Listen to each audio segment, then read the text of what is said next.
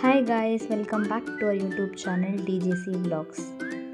ಇವತ್ತಿನ ರೆಸಿಪಿ ಬಂದು butter fruit milkshake. Butter fruit milkshake ಮಾಡ್ಕೊಳ್ಳೋದಕ್ಕೆ ಇಲ್ಲಿ ನಾವು 2 ಹಣ್ಣಾಗಿರೋ ಬಟರ್ ಫ್ರೂಟ್ನ ತೊಗೊಂಡಿದ್ದೀವಿ.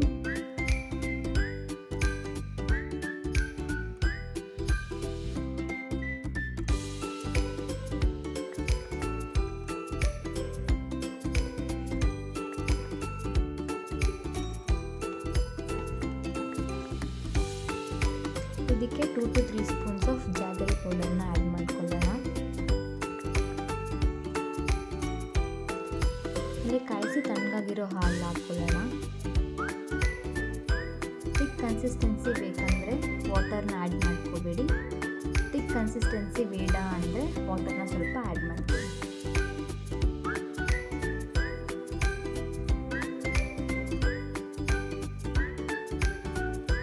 ಈಗ ಇದನ್ನು ಜಾರಲ್ಲಿ ಬ್ಲೆಂಡ್ ಮಾಡ್ಕೊಳ್ಳೋಣ.